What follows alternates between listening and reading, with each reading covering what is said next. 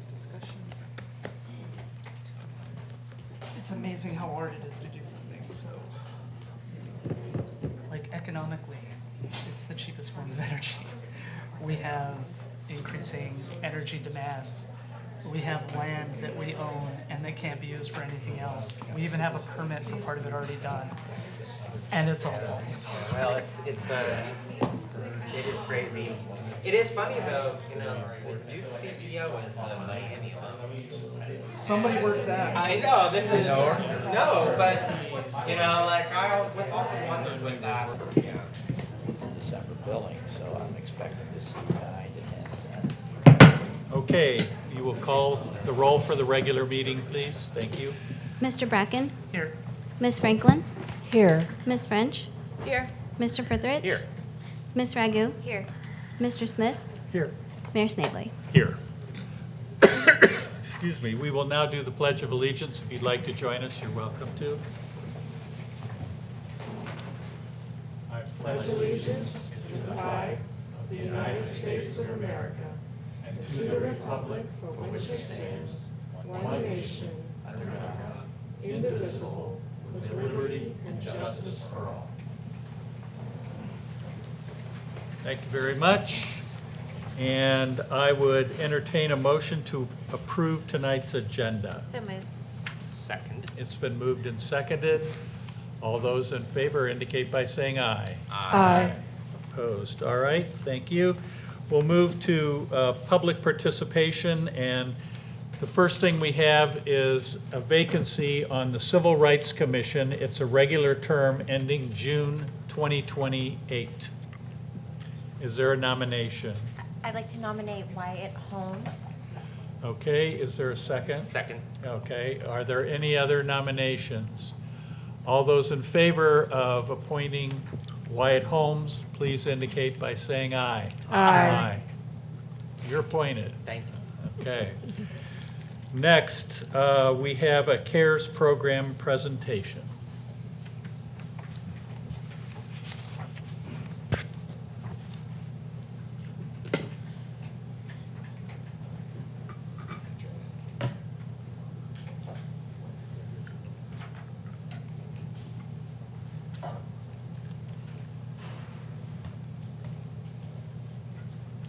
Welcome. Good evening, everyone. My name is Tyler Wash. I'm the president of the McCullough Hyde Foundation and a citizen of the city of Oxford. So Mayor Snavely, city council members, city staff leadership, first and foremost, thank you all for your collective and individual partnerships that really support the foundation, McCullough Hyde Memorial Hospital, Tri-Health, and the overall health and well-being of our community. So tonight we're here to talk briefly about a very important program that doesn't get talked about enough, and that's the Center for Abuse, Rape, and Emergency Services, or CARES. The City of Oxford provided funding for CARES as part of the Community Assistance Program last year, so thank you all for that support. This is a wonderful example of the strong partnership that continues between the city and McCullough Hyde. We've brought leaders here tonight from across the Tri-Health system to share a little bit with you all about this special and important program. They'll all introduce themselves as they come up to speak, but first I would like to turn it over to Catherine Gleason, who not only leads our Tri-Health Women's Services system-wide, but is a member of our community. So Catherine. Welcome, Catherine. Thank you. Good evening. It's nice to be with you all tonight. Thank you for the opportunity. As Tyler mentioned, my name is Catherine Gleason, and I am a resident here in the city of Oxford, raising 2 little girls, but also have the honor of being the Senior Director for Women's Services at Tri-Health. So tonight we just wanted to also show that, women's services really is not just, often you can think of labor and delivery or maybe some other types of gynecologic care. But at Tri-Health, we have this slide here for you to see to really illustrate how vast the services are that we provide as leaders in women's health, not only in this community, but in the city and across the region. We are deeply committed to providing holistic care across the entire continuum of a woman's life. So not just from adolescence through menopause and beyond, but all of the other developmental stages that women go through across those different periods. At TriHealth, we now, as you can see, have over 55 locations, and again, vast services that are listed there on the screen. Oxford should really be incredibly proud to have access to such a high level of care right here in our community. Over the past 15 years, the quality, safety, and scope of our services have grown tremendously, something we are very proud of. And we've earned distinctions, awards, especially at McCullough Hyde, recognition that reflects the excellence of our care. And that excellence is delivered close to home, which again, something I'm proud about for my daughters growing up in this community. Women's services today, like I said, are vast, comprehensive, but deeply rooted in compassion and innovation. And we want to thank you for your continued support for programs like CARES that help us serve our community with dignity, but also excellence. I'm going to hand it over to Christine. So I'm Christine Hassert, and I coordinate the forensic program at TriHealth called CARES, the Center for Abuse, Rape, and Emergency Services. And I just want to give a quick little note that, it is a sensitive subject, and out of respect for people in this room that may have a history of trauma, we just want to give them the dignity of stepping out if they feel that's necessary. So just a few little quick notes about our program. We serve survivors age 14 and up, but really what sets us apart is that we're the only healthcare system in this area with a forensic program. We're the only adult and adolescent program in this area that does the exams beyond the sexual assault piece. So domestic violence, we're the only forensic program that does that. We're also the only adult and adolescent program in this area that utilizes specialized photography equipment for all of our exams, which we're very, very grateful for.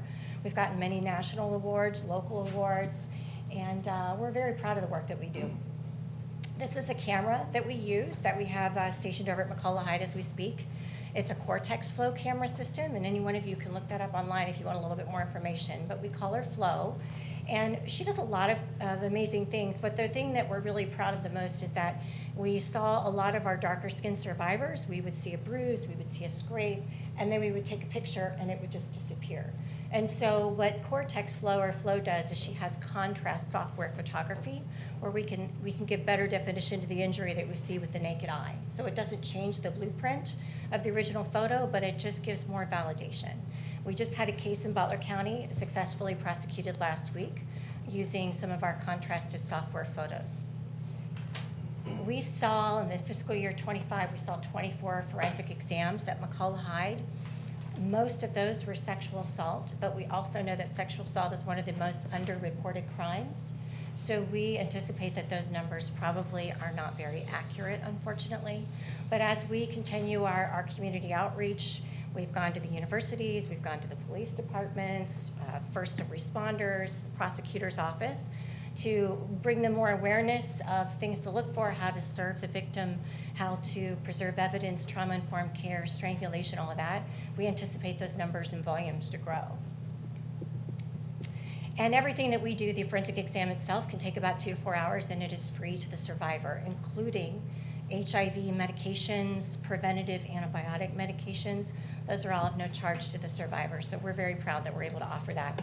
Usually, this is a map of a lot of our community outreach and how the survivors can access the services, but they go to the McCullough Hyde Emergency Room. Most of them come in on their own or with a friend, sometimes with an advocate, sometimes first responders, sometimes police, but more often with a friend. We collaborate very heavily with our community partners just to make sure that we're getting the awareness out there to best support these survivors as best we can. So I have collaborations with the YWCA, Women Helping Women, the prosecutor's office, first responders, a lot of them. And I think that one thing that has made our program as successful as it is that we really try to operate on a process of continuous improvement. And I don't think you can do that if you don't have those partnerships in your community. So we might be doing something that we think is fantastic and it's driving the crime lab crazy. So it's important to have those continued partnerships. And I'll pass it over to Andy. Great. Thank you. Hi, my name is Andy Swallow, and I share a role that Tyler has. I lead our other philanthropic foundations, the Bethesda Foundation and the Good Samaritan Foundation for TriHealth. Philanthropy is really a big part of what has driven this program and continues to drive this program. It is really not a sustainable program on its own. And in particular, as we've moved into an era where we're using the Cortex Flow technology, and we're really leaning in and doing our work with survivors of domestic violence. There is a rudimentary reimbursement for health systems that provide sexual assault examinations, and that's using a rape kit, which is tracked through the Attorney General's office, and a $632 reimbursement, which does not cover the cost of the program, is provided. I think as you saw on the previous slides, the number of domestic violence cases are equal to and continuing to grow, and we anticipate will be growing beyond sexual assault cases because we are able to provide that forensic exam. Currently, there is no reimbursement for providing a domestic violence forensic exam. Our hope is that will change over time. A few years back, Ohio now made non-fatal strangulation a felony. It really kind of ups the game and really increases the ability for the work that we do in cooperation with law enforcement, prosecutor's office to really make a difference in this. So your investment in this program is important, so you can really see where the reimbursement for the Safe Kids come in, and really where philanthropy kind of bridges that gap for us and allows us to continue to provide this program. So again, we thank you for the opportunity to thank you and to share a little bit about this important program serving your community. That concludes our presentation, but we're happy to entertain any questions from you. Thank you very much. We appreciate you very much. Any questions or comments from council? I have a few questions. I have maybe like 5. What is in the rape kit, for one? And then whenever we're testing for different date rape drugs, is that in the rape kit, or is that in the Cullahide itself? No, so that's a good question. So in the rape kit itself, it's a box, and it has different stages of envelopes. So every envelope is a different stage in collection. So some are of the mouth, some are under the nails, some are wherever they were touched, kissed, licked, or bitten. The drugs, the date rape drugs, those are actually in a separate kit, and those are actually tested in a separate crime lab. So those are never tested out of the hospital for several reasons. They don't have the sensitivity levels that the crime lab does, and they don't test for as many drugs as the crime lab does. So all of those, everything that we collect gets tested outside of the facility. And I know that for some of these compounds, or maybe all the compounds, they can last for longer in a hair sample. Are Right. we able to test hair instead of just urine? So there's not currently one as a process through the state of Ohio. We test blood and urine. The urine is good for up to 96 hours, which is the standard for our kit collection anyways. So we don't have any kind of a process with the state in place to test beyond the 96 hours. So the hair may be good for after 96 hours, but the state of Ohio doesn't have any process for us to collect that. Because the device itself is not Right. here, It's it's for not blood and- recognized. The device is not set up through the state of Ohio. It's set up for blood and urine. And then our protocols only allow us to test people for up to 96 hours. So that would still be in the urine at that point. Does that make sense? Yeah, The just, blood is that blood and urine can be collected up to 48 hours, and only urine can be collected from 48 to 96. in a dream world, a victim would be able to, say, submit their own hair for an anonymous test, realize they had been drugged, and then decide to come forward and have a bigger window. So I just wonder how that would be. There have been some talks with the state of Ohio to broaden that window, but there's nothing solidified at this point, and that can be a little concerning because there's really not a lot of financial revenue from the state of Ohio for as it is. So for us to broaden the window would be more, a financial aspect as well for the state to consider. Gotcha. And then I'm assuming all the drugs that are tested right now by the state, is that sufficient in your mind, or are there drugs that are missing? It is, and those are sent to the crime lab for them to do that. So all chain of custody is maintained, and then they run them there. Okay. And then as far as, I know we've talked before, and you are wonderful, thank you so much for doing Thank this. I know that some concern about surveillance, having adequate camera systems, saving the film up to a certain period of time so that it allows prosecution.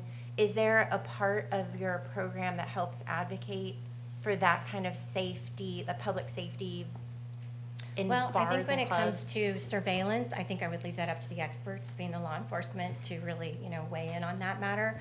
But I can tell you that we do get our fair share of drug-facilitated sexual assaults. And some of the concern with that is, maybe by the time they kind of come around and realize there may be a concern, and then reach out to the police, and get the police involved, and the police are able to go over there and try to retrieve the evidence. If there's a shorter window where evidence is erased or recorded over, then that can create, some concerns. But obviously, when it comes to something like that on those matters, I would leave it up to the police to. Yeah, so something to look into as far as what are all the bars and clubs doing, as far as how long they're saving their tapes, what kind of angles are they getting, what's the quality of their surveillance. So I definitely see how there could be a window of opportunity, trying to make it safer, and then also maybe signs that let the patrons know that they are being surveilled if they are trying to date rape someone. That might even be a very simple, easy way to discourage people. Yeah. But yeah, so thank you so much. Sure, thank you. Any other questions? Just Thank another you. thank you from me as well. It's important work. It's very important work.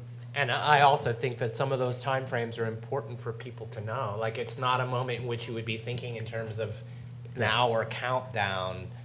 But I guess what you're saying from this point of view, 96 hours is kind of a window for having meaningful evidence. Yeah. So it's a horrible thing to be thinking about. And in our community is a very safe community, but those of us inside Miami get alerts about crime and sexual assault. I mean, like when the semester starts, it's a sad fact that we start to get alerts about sexual assault to people that people know. But acting relatively quickly could help in prosecution, as hard as that would be. So thank you. Okay, thank you. All right, at this time, then we will move, let me find my calendar. We're going to move to public comments. So if you have comments for council on items that are not on tonight's agenda or items that are on the consent agenda, this is your opportunity. And if you come up and just kind of get my attention, I'll make sure to wait for you to get up to the podium, and then you can give us your name and where you live, and we'll give you 5 minutes. Would anyone like to address council tonight?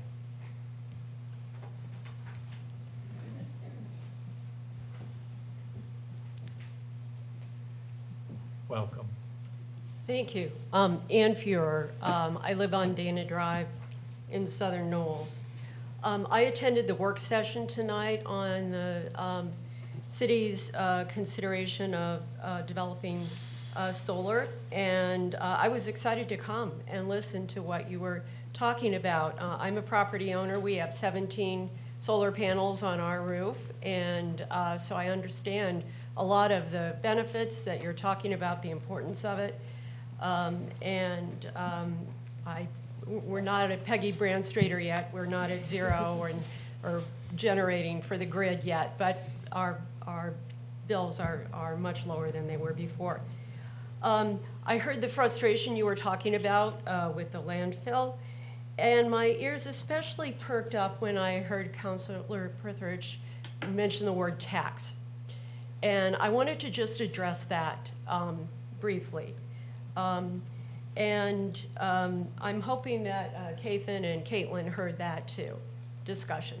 I really believe in the importance of community shared ownership and the community as a whole taking responsibility for the costs of important changes like this. But on the other hand, maybe it's because I'm coming off of paying for 4 beautiful new squares of sidewalk in front of my house, and the paving of Dana Drive is beautiful. That whole area of Southern Knolls is really beautiful. So it's certainly worth it. And maybe it's because we're coming off of my wife buying a Ring camera that's facing the trail that's now developing phase 5 of the trail behind our house that people are riding on bicycles. It's not paved yet, but it's moving in that direction. But the thing that really made me say I want to stand up and say something is that I heard echoes of the conversation that ultimately resulted in the increased property tax for the fire EMS services. And I've been observing council now for 3 years. And for a long time, periodically, City Manager Elliott would talk about conversations with Miami and Miami declining to share costs. And ultimately, there was an agreement reached, and there is cost sharing, but it did result in property tax increases. I don't want to have that same kind of conversation for the near future about community resources. Councilor Smith, I really appreciate you're bringing up the possibility of working creatively with Miami and thinking about who has the resources. You know, I drive past that solar field, and I understand it was alumni donation. This is an entire community, and we need to think about the distribution of resources in the community. There's a new group forming called Oxford Responds. The faith communities are coming together and saying, and Councilor Bracken, I really appreciated your talking about the role that federal governments and state governments are playing in the decisions you're feeling as councilors, even more strapped in terms of revenues and funding. I think it's really important to take a big picture look and not assume that the public would support another tax increase to pay for solar. There's a big difference between fire and EMS services and solar. Now, not to us in our bills, you know, we are doing great in terms of solar. But I don't want to sit through another 3 years of thinking creatively about Miami, the possibility of taxes. I have some sympathy, not empathy necessarily, but sympathy for you. I just wanted you to know I was listening. Thank you. Thank you very much, Ann. Is there anyone else who would like to address council tonight? Okay, thank you all for being here. We appreciate it very much. And if you want to comment on anything that is on the agenda, we'll recognize you when that comes up. Okay, we'll move to the consent agenda. Can I have a motion to approve it? So moved. Seconded? It's been moved and seconded. Are there any items to be removed? Hearing none, all those in favor of approving the consent agenda indicate by saying aye. Aye. Opposed? Consent agenda is approved. Thank you very much. We'll move to resolutions. You may read the first one. A resolution accepting the amounts and rates as determined by the Budget Commission of Butler County, Ohio, and authorizing the necessary tax levies and certifying them to the county auditor. Okay, is there a motion to adopt the resolution? So moved. Seconded. It's been moved and seconded, and we've got Heidi. Good evening, Mayor and Councilors. The resolution before you tonight is the annual amounts and rates resolution establishing the amounts and rates as determined by the Butler County Budget Commission and authorizing the necessary tax levies and certifying them to the county auditor for fiscal year 2026. So basically, the purpose is to legally adopt the Oxford property tax rate for 2026. Okay, thank you very much. Is there anyone from the public who would like to address this resolution? Okay, thank you. Councilors, any questions, comments? All those in favor of the resolution indicate by saying aye. Aye. Opposed? Resolution is adopted. We'll move to ordinances, first reading. On first reading, we don't take votes or motions, but we discuss them. So please read the first one. An ordinance repealing ordinance number 1897 and dissolving the Student Community Relations Commission. Okay, and we have Jessica here. Talk to us, Jessica. Good evening, councilors, Mr. Mayor. The Student Community Relations Commission was created in 1986 to foster communication and understanding between Miami University students and the broader Oxford community. Over the years, SCRC has had many changes in membership and structure. However, the commission continues to struggle with achieving quorum and producing actionable recommendations for City Council.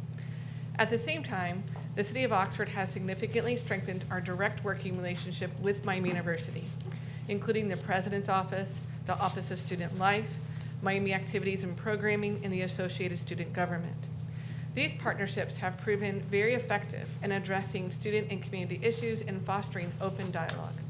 While SCRC is proposed to be ended, The city remains committed to maintaining strong collaboration with Miami University students and staff. To ensure this, we will commit to meet quarterly with Miami University student representatives and staff, and we will conduct an annual campaign encouraging the student population to apply for other city advisory boards and commissions, housing, PACO, environmental, etc. These steps, we feel, will ensure continued engagement in Oxford civic life without the need for a separate commission. Okay. Happy to answer any questions. Thank you very much. Is there anyone from the public who would like to address this ordinance? Okay, thank you, counselors. I mean, I think it's unfortunate that we're at this point, but we also need to allow for a sunset on commissions, boards and commissions. And when this was formed in 1986, the Miles Square was a much different place than it is now.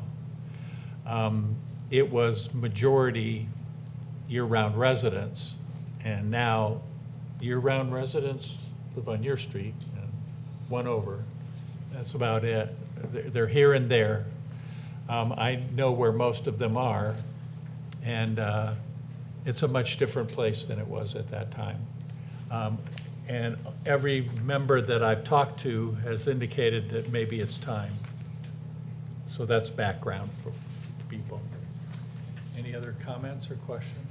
Yeah, a few of us spoke to a group of incoming Miami students, and I think I see some Miami students in the audience. And it was my assertion to them, as it is to you all and whatever number of them are watching, if you would like to see this reformatted or brought back, or you're like, hey, why are you taking away this student commission? Propose one to us, bring it forward. And I love the idea, Jessica, thank you for mentioning, of finding more ways to get students to serve on boards and commissions. And I'll say, when I was a student here, I could for sure not have told you who Oxford City Council was or who was on it or that we had boards and commissions. So I'm excited to see an education campaign. I'd love to see more students on those boards and commissions. You have time during your 4 years here that you can, in fact, serve and meaningfully contribute to the community. So as Jessica mentioned, this is not ending our relationship or our conversation with the students in the Miami community, but as Mayor Snavely mentioned, I think we do need to have room for sunsetting something that's not effective. So a challenge to us all to think about what is the most effective way to engage these groups.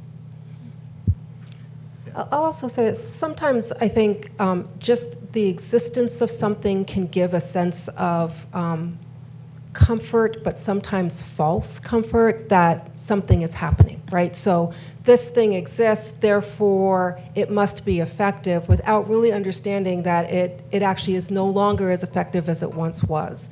So I can understand why there will be some disappointment. There's something symbolic, it might feel, about sunsetting this.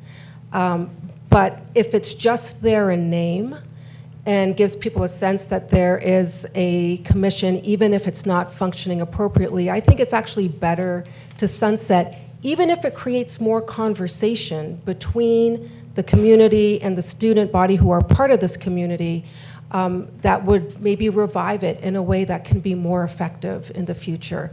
So sometimes sunsetting something just allows for a rebirth of something that's newer and better. David? Well, and that's where, to me, like, it was a noble intention, both in its, like, what it was designed to do, and it has this incredibly large membership that has people from all over, and it was just cumbersome in its design. So ultimately it kind of imploded from this weight of being super representative. I would say that in sunsetting it, I hope that we can have a clear game plan. Like, I think quarterly representatives with student is good, and but there are not very many opportunities on boards of commissions, and a meeting between some high-level people. So if I'm a student, I want to know how to get engaged on a policy issue. I'm not sure where I would start with this. Like, point. So I guess my thing is I'll vote for this, but I think that, like, maybe it's not a board. Maybe it's we've never done a terrifically job at listening sessions, or like, I mean, I would like to have a little bit more of a robust idea of how we would engage students on issues that they would think would be important. And maybe it's not a board or a role. Maybe we designate someone as a student liaison in the city. I just think if I were a young person and say, I have an issue in my community, I'd like to engage the city board and a commission, or somehow I need to like communicate with a student representative and a staff member, I wouldn't know where to crack that. So I guess I don't know what that is, and it doesn't need to be a board, but I think, yeah, if we're gonna get rid of this, let's think of some proactive ways to engage students on the issues that matter to them that are at that interface. And I don't know what that is, but I hope this does challenge us to do that better. And that's what I heard Jessica say. Yeah.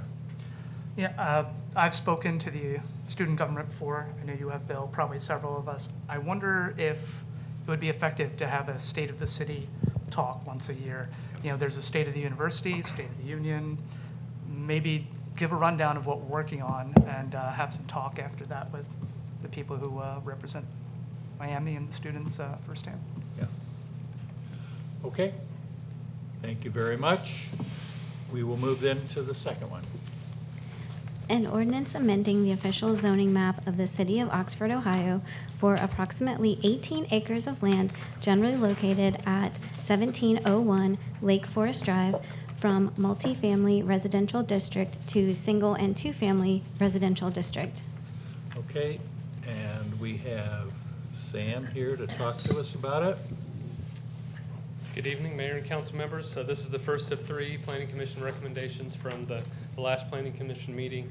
On the slide is a property that has quite the history of different things that have happened over the years. Some folks in the audience might recognize the annex and level 27 developments out there.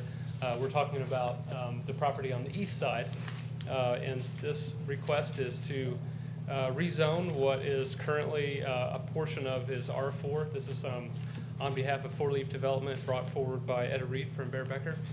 And what this rezoning, what inspired this rezoning is for the Four Leaf Development Company to take advantage of the open space residential development zoning district, which actually has not been used at all since 2011 when it was written. And what that would do, the intent is actually to develop a single family subdivision, which this is zoned multifamily, so the R2 is an allowed zoning district for a single-family subdivision.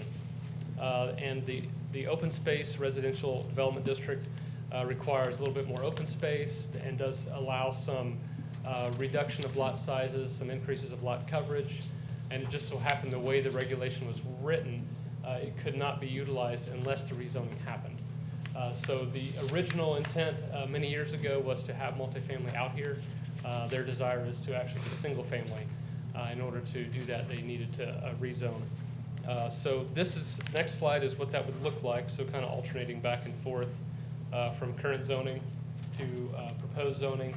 So that would increase that lighter tone R2A district. You may recall a few years ago there were a couple of developments proposed for the southern end of this Lake Forest Drive. Those did not move forward because of the difficulty of accessing sanitary sewer connection. So the developers would like to move forward with a portion that could be served by gravity sewer, so the northern part of that, and hence the need for rezoning in order to facilitate that. So that's the first one of the. There were a couple folks who spoke from the audience, no one in opposition to either of the requests. Neighboring property owner did speak as well in favor of it. And so the change would be from R4 to R2A. And is it only to R2A? Correct. Okay. That would be essentially expanding the R2A that is already there. All right. There is in your packet actually an annexation plat that follows that line very closely. There's a legal description. So until the subdivision was recorded, there would actually be a rezoning line that does not follow a property line. That was one of the topics that came up in the Planning Commission. So that was discussed at length at Planning Commission. I have a question, and then we're going to go to the public. How do I phrase this? So if we rezone this property, there are a number of things that can be done by right with R2A. Is it possible that by rezoning this, we are opening up an expansion of the annex or other previous level 27 project? Sure, that's a possibility. Residential does not exclude Student rental. housing that is purpose-built, is the phrase that is used in the industry sometimes for certain types of demographics or market sectors, whether it's senior housing or student housing, whatever it might be. But it's R4 now, so that obviously could be done as well. Correct. Okay. Good. Thank you. Is there anyone from the public who would like to address this ordinance? Okay, come on up and give us your name, where you live, and we will give you 5 minutes.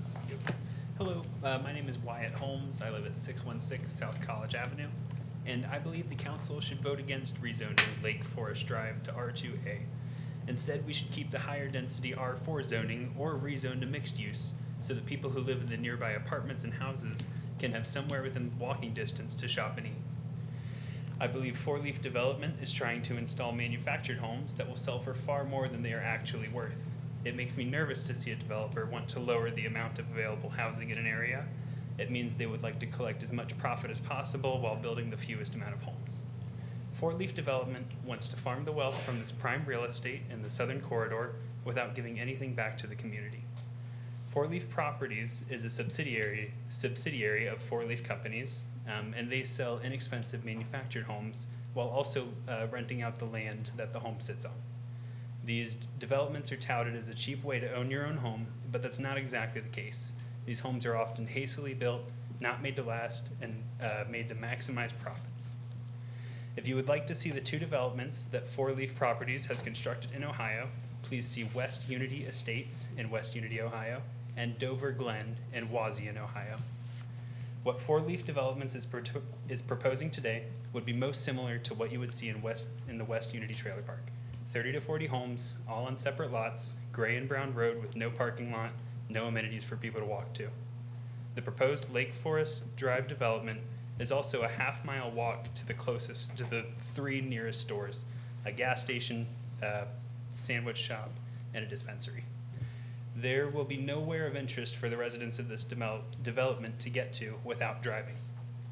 To collect more money for the city and draw people in, we should encourage the construction of dense housing with mixed with businesses.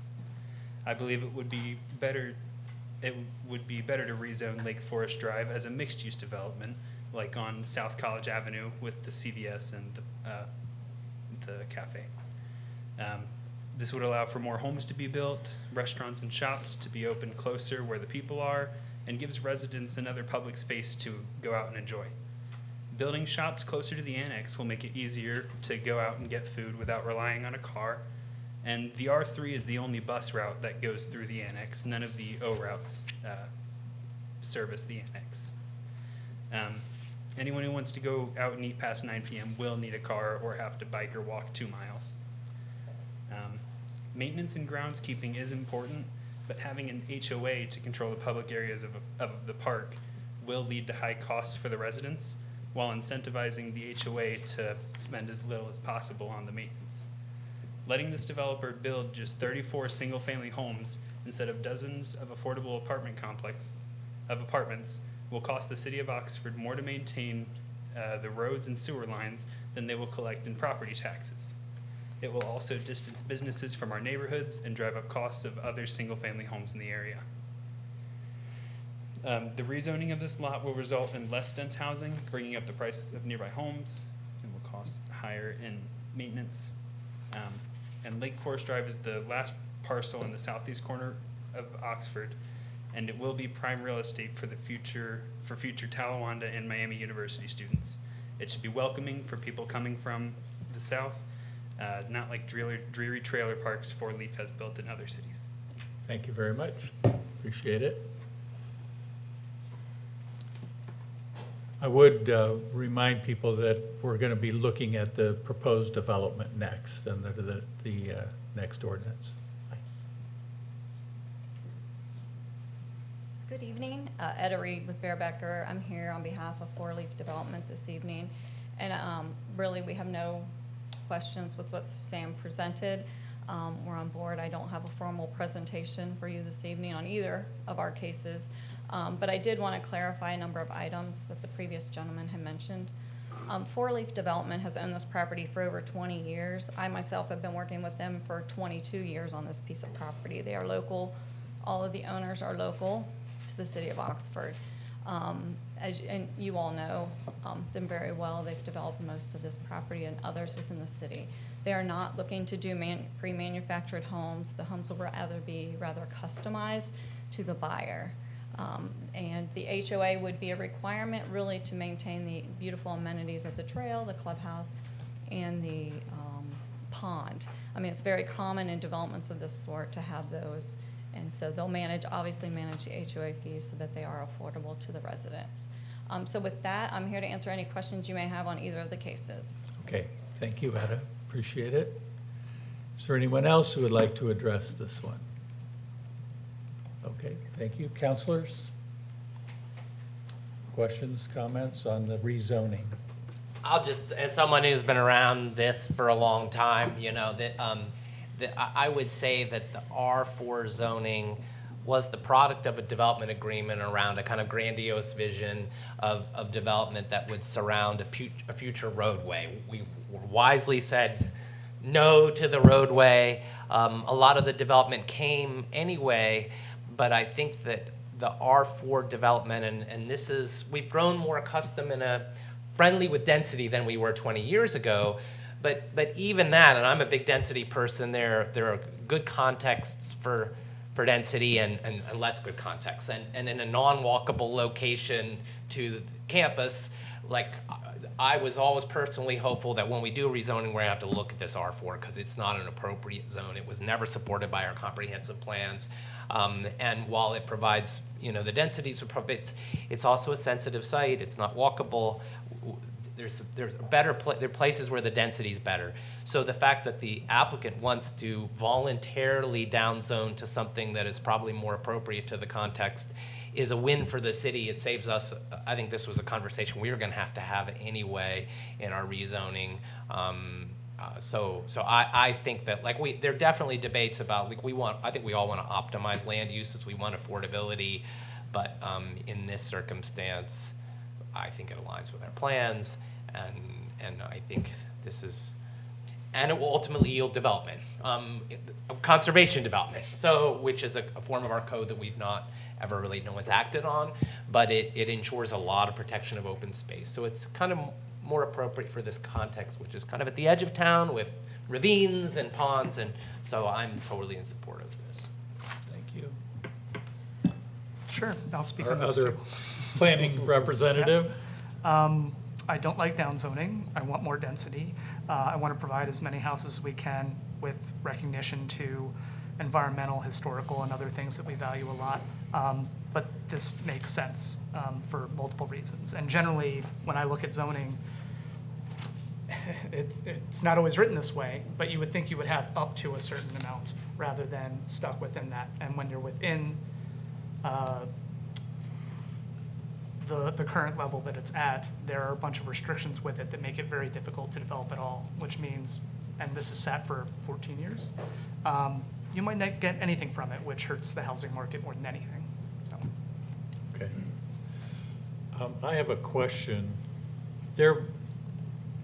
They have given up on the other two developments that were approved by council, and that they both expired, I assume. And this one is going to have an easier access to the sewer system, is that correct? Correct. And by having that, will that give any advantage to the rest of this development that is south of where it's going, where the other plans were?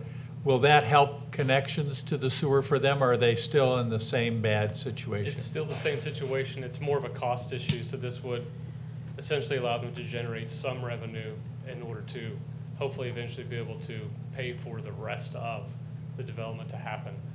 Because this does not have the infrastructure limitation, because building that lift station, as we all know, is a big investment. It is. And it's not something the city really endorses in the sense of, because it does require maintenance. Right. It's not gravity flow, but it is a way to make development happen, and it is allowed. So But no, this, from the standpoint of facilitating a future development, it's not. It's not going to. No. All right, thank you. Appreciate it. Anyone else have questions or comments about the rezoning? Yeah, Mike? Question for Mr. Perry. So this property goes back before our TIF districts and we built the road. This isn't part of any of the TIF for Lake Forest Drive. So there was a discussion 2 years ago at council, some of you may remember, about the funding to essentially resolve the rest of that agreement. It was about $750,000 that was agreed to by council. And so I don't know if that's what you're referring to, but the reason for that discussion was in order to, because the rest of the road was not going to be built, as Councilor Prithridge alluded to. But sewer was a big aspect of the southern portion, down at the southern end of Lake Forest Drive needing to be constructed. And so there has been revenue generated by that TIF that could be utilized potentially for the rest of this land. We haven't been asked the question whether it could be used for this particular subdivision or if it was restricted only to the southern end. But it's something that the city manager and I have looked at, and if that's something that they're interested in, we would certainly open up that conversation. Was that getting a little bit at the? Yeah, that got at my question. Yeah. Because I was worried that Lake Forest Drive wasn't generating wasn't increasing in value because there was no development there. And it sounds like it's. Well, I Yeah, mean, there's definitely been revenue generated. Yeah, from the TIF, we signed the construction agreement, like Sam said, 2 years ago. And the amount was $745,000, and I believe they've drawn about $45,000 for plans for the lift station. And so they moved to this project, as Sam said, to generate some revenue that could make for the earlier two projects to come on board. But I think those plans have expired, and they'd have to come back to the planning They commission. would, yeah, those southern ones, the two would have to come back again. But we've not been asked to spend any of that money on this project. I mean, the agreement basically talked about not only the sanitary sewer construction, but construction shall include infrastructure improvements ancillary to the project, including but not limited to streetlights, curbs, sidewalks, streets, and the like. So, but as you'll remember, this will be the last item of that 2006 agreement. And so once that money is completely spent, then we're done with the 2006 agreement. So my question is, I understand why the development is only interested in their property and where they want to develop it, and that this zone is around that development. My question is for council, and maybe, I don't know whether planning discussed it or not, what about the rest of that R4, and shouldn't we be making it all R2A instead of having that lump of R4 at the back, which doesn't make any sense whatsoever? Including much of it's like woodlands and stuff. Yeah. So it's. That was discussed, and I don't know if Ms. Reed could answer that, but I think that it did come up that if this development were successful, then they would possibly just continue that for the rest of the land. But they want to kind of keep their options open, was what the discussion was. I guess I feel more comfortable rezoning the whole rest of that R4, the same as the R2A. And if they have another proposal later that wants to rezone it a different way, that's great. But I think we need to follow the comprehensive plan, and it does not call for R4 development at that location. And so I guess I'm asking council whether you might be interested in having a change made so that all of that, the rest of that property is included in the rezoning. Doesn't affect the development, but it would affect the rest of that property, because there's no reason for that to be R4. I would not support that for the reasons I already said. I'd prefer not to downzone unless absolutely necessary, given our housing crisis, both local and national. I mean, it's an interesting procedural question, because we have a kind of like nice, like, we rezone in response to the applicant's desires, but ultimately zoning is the police power, it's the legislative power to zone for the benefit of the general welfare. Right. And so in principle, we shouldn't be like just rezoning because people are asking, like, we should be having a wider view on what's good for the city of Oxford. And ultimately, it's our power to do that. We could, we could do that. I guess the question just becomes, like, and I think in this case, we kind of contemplate, we ask that question, like, shouldn't we be doing that now? I guess the question just would be, I think there's a clear public, just like our goals and the applicant's goals line up on this chunk of it. Like, I'd be willing to entertain the conversation with the rest of them, just as long as we're clear about what our goals are and why we would be doing it. So it was weird. We had a lot of conversations about why are we carving the zoning around these property lines that don't even yet exist. I don't think there's a problem for you all to kind of get everyone's opinion on council about it, but I would caution you against forcing it, upon the property owner, because there is a right that they have obtained through the ownership of the property for, as we've discussed, a certain number of dwelling units. And I think that if you want to discuss that, and we could potentially revise the ordinance for the second reading, we would want to report back on their feedback on that. Because maybe this saves them a procedural step in the future, but it does technically take away some rights for the number of dwelling units. So I think we could kind of do the two-step, if you will, with them over the next couple weeks, and get their reaction to that if you want to see how the rest of council. I would like to at least have them talk about whether for example, the eastern part of the property, it looks like a little gerrymandered district that our Texas politicians might come up with. I don't know that you could do anything with that There's steep R4. slopes and they're wooded steep slopes. Yeah, I don't 100% get It's it. woodland, and so you could stand on principle on it, but it just doesn't make any sense to me to have that little leg coming down on the eastern side. Sure. And just not to, I think that developers get vested rights in certain things, but I don't think you have vested rights in zoning. I think that in that case, I don't think legally if we changed it, they purchased the property with expectations, but I don't know, in Ohio, I don't think we have a vested right in what zoning was in the past. Zoning changes, and I guess I would ask staff and the applicant want to communicate with staff about, like, to me, I think it's just worth their discussion 'cause it between makes- now and second it reading. would make more sense to me to just do it all at once rather than carve it up, but if they have very legitimate reasons why they wouldn't want that. Okay.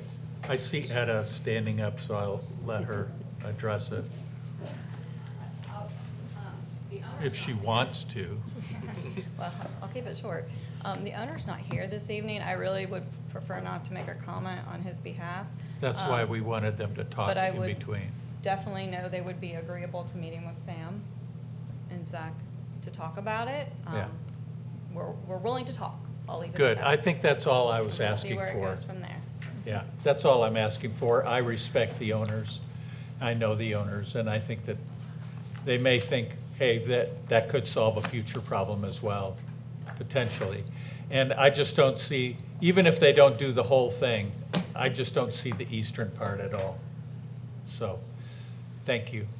You can convey that back, that there's been that discussion.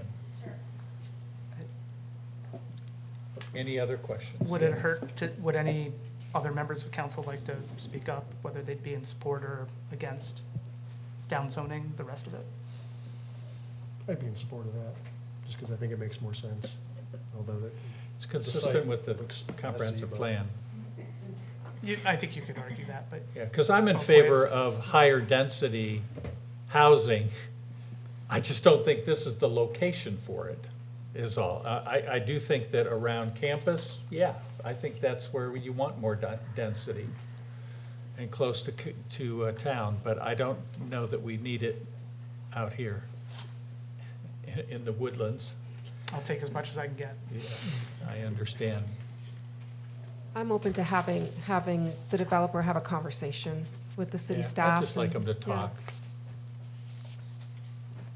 I can see both ways. I mean, where I went to college at UT Austin, in Texas, most of my friends lived in properties like this where they had a shuttle service that took them out to these really, really dense apartment complexes. So I guess it depends on what the environmental challenges would be or how much it would hurt the environment, but I could see it both ways. Okay, so we'll just ask for a conversation. All right, let's read the next ordinance, please. An ordinance approving a preliminary subdivision named Lake Forest Cove, submitted by Four Leaf Development LLC for 34 single-family residential lots to be situated on 17.947 acres, currently addressed as 1701 Lake Forest Drive, Oxford, Ohio, 45056, with conditions. Okay, thank you very much. Sam? Okay. This is the preliminary plat. This is a two-step process, preliminary and final. So this is not a planned development, so that once the zoning is set and the preliminary plat is approved, if they decide to move forward and continue, then when the final plat is submitted for review, if it is consistent with the preliminary plat, it's essentially approved and then move forward. So it's a more straightforward process. So this one, both of these slides, the first one shows the kind of topography, as some of you were just referring to, of the area. You can see the steeper slopes and ravines and stream there along the south. You can see the lake that's existing now. That would be part of the open space. And then the next slide kind of has the aerial photography underneath. You can see the layout where they're taking advantage of the lake that's there and the natural terrain for laying out the 34 lots that would be laid out there for single-family homes.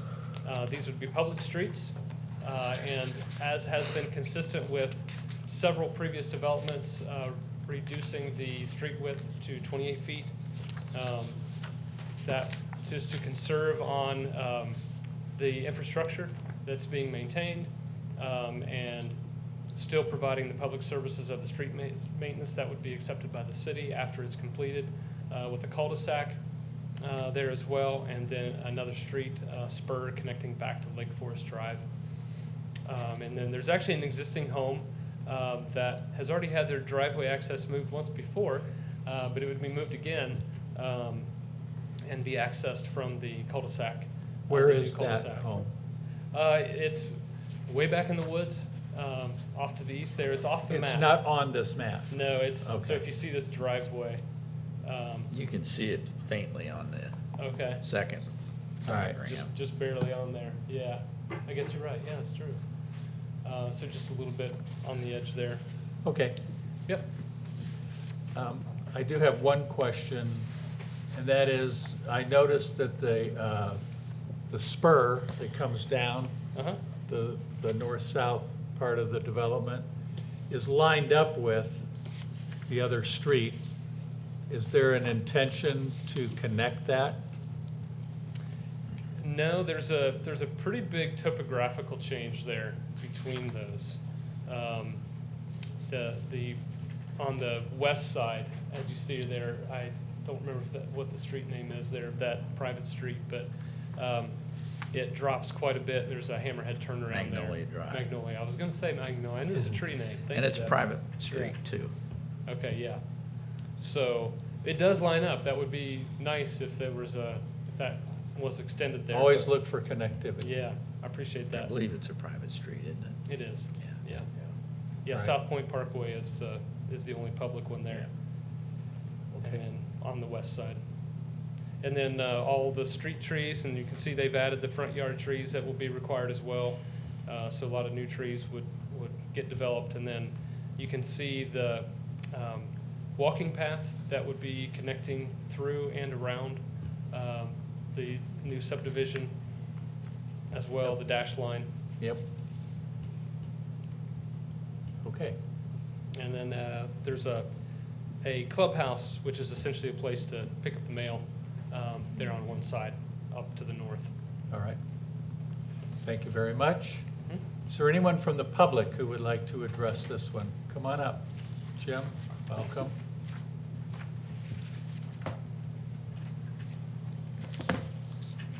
Hi, I'm Jim Vinch. I live at 85 Lantern Ridge Road, Oxford. I was wondering if you could put the slide up again that shows the green space. So are there critical environmental or values or resources that we want to protect that's in that green space? You're welcome to make comments. Oh, I'm We're sorry. not going to have a Q&A.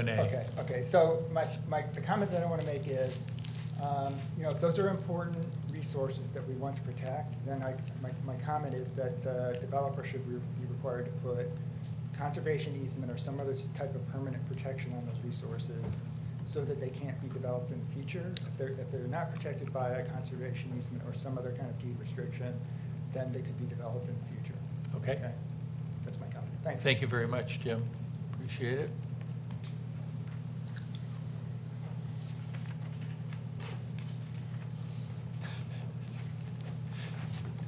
Hello, Etta. I just wanted to go on record to say I'm here on behalf of Four Leaf Development. If you have any questions, we're on board with all the list of conditions that are before you this evening. Okay. And in response to the gentleman's comment, it is required that the open space be in a conservation easement, so that's not a problem. Okay. Thank you very much. Are there any other comments from the public? Okay, thank you very much. Appreciate it. Counselors, any questions or concerns? Yes, sir. Yeah, like we have the easement anyway, but I've looked at the pond and it's eutrophied. It is not in good condition, likely because of runoff from the farm field. So this development actually might improve the conditions of that pond. I'm hoping. Does it need to be dredged? It needs to stop getting fertilizer, phosphorus, and nitrogen put into it because it is completely covered over. All right. It's good to know. Yeah. So, sometimes you write a code with a good intention and no one ever uses it. So a little bit of just on the conservation, we have subdivision regulations, but currently it really developers will treat the site like a blank slate and they'll just lay it out logically. And if they're mature woodlands, they'll just chop it up and nothing really. And we've seen that we can get good development, but like all the trees are gone, right? So the conservation subdivision encourages them to analyze the site beforehand, and in this case, the Butler County Soil and Water Conservation District did a pretty robust analysis of the trees and the hydrology, and I think that and to some degree, just like careful design, nestled the development in the least sensitive portions of the site, and then conserve those assets that are valuable, the pond, the steep slopes, the mature woodlands, and those things will then be assets to the development. They'll be protected like conservation easement, they'll be connected by a trail, and so the development, and they could have clustered more, like the whole principle of it is rather than chop everything up into equal sized blocks, let's cluster the development in certain places, and then leave big chunks. So, it's taken however many years, but I'm glad that this makes sense to the developer because, I've been out on that property once years ago. It's a beautiful piece of property that deserves to be developed in a sensitive way. And I think when it's developed and people live in this, it will be a really high amenity neighborhood to be in. It might not optimize the density, like as we could hypothetically want, but I think that it's sensitive to context. And so, are there little tweaks to the design that would make it better? Maybe, but I think it's a sensitive design within our code, and I hope it actually yields development. I voted against one of the South Forest edges, I can't remember, because they were plowing the streets through the mature trees, and this doesn't do this. This tries to do a good job, and I think it would produce a really nice place to live for the people who move in there. Okay. Other comments? Nope. Okay. Read the next one. An ordinance approving a conditional use for a golf simulator indoor entertainment facility located at 10 North Beach Street, Oxford, Ohio, 45056, with conditions. Okay, and we have Sam back. Thank you. Yes, this is the third and final Planning Commission recommendation that I'm passing on their behalf. And I think this one is actually a consequence of a very outdated zoning code, which we're working on rewriting. But an entertainment venue such as a indoor golf simulator, which was an application brought forward by architect Scott Webb on behalf of the tenants of this building, does, because of the category of the definition, does require conditional use, which the purpose of the conditional use process is to determine if there's any potential nuisance impacts that could be caused to the surrounding properties or to the general public, and if there are, if they can be properly mitigated to just to be in harmony with the surrounding area. And it was found that that was not the case. And so I've got just a slide show just to familiarize people with the property, formerly known as Princess Theater. The new building was built there in 2015, 2016 timeframe.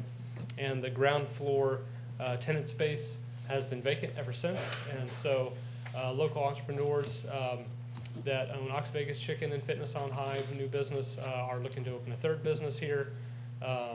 And this would have indoor bar service, as well as, I believe it's 9 simulator bays where folks could use them for indoor golf. And the conditional use was recommended by Planning Commission with no issues whatsoever. And that's all I So would it's not going to be a theater? It would not be a theater. There will be Saying golf that for simulations. people who know. If Yeah. you know, you know. All right, thank you. Is there anyone from the public who would like, or does the petitioner want to be? Applicant is here. Applicant here. Does the applicant want to say anything? Hi, Scott. Mr. Mayor, members of council. Don't really have anything to add tonight. We really appreciated the support from Planning Commission. Excited to represent Jackson and Tyler, who are here tonight, anxious to start a new venture, and we're happy to see somebody invest in the vacant building that we've all been wondering what was going to happen to. So I'm happy to answer any questions about the operation itself, but Planning Commission was very thorough in understanding that our code is kind of written for arenas and not really tiny little tenant spaces. So we appreciate your consideration. Thank you very much. Is there anyone from the public who would like to address this one? Hi, Good evening, Jessica. Council. I'm speaking as the public, but also staff. One of my roles is economic development, and one of the things we hear a lot in the city is, what are you doing about vacancy? And I'm disappointed in the amount of vacancy, and I am just thrilled to see some local investors taking a building that's been vacant for almost 10 years and investing probably a lot of funds to put in a business of something fun to do in our community. And I just want to express my gratitude for them for decreasing vacancy in our uptown district. Thank you. Okay, anyone else? And the chicken is really good at Ox Vegas Chicken, if you've ever been. Just put a plug in for them. Okay, counselors? Can I tell a story? Oh, please do. And this, I've told the applicants that this is not about them, this is about the community, and I'm happy about this application. But I want to tell you about a community and its movie theater. When I moved to Oxford, we were a community that had a small movie theater called The Princess. And it was in a historic building, I think built in 1913 or something. It was a very early movie theater. The floors were sticky, you know, the seats were tattered. But it was a great place to see movies. I raised my kids watching movies at The Princess. It was owned by a company that kind of, this was outside of, it was in their peripheral vision, so the manager could, like, if he said, what would you like me to bring to town? He would do that for you. And like most things in town, we kind of complained about that because it wasn't in better condition, but we took it for granted.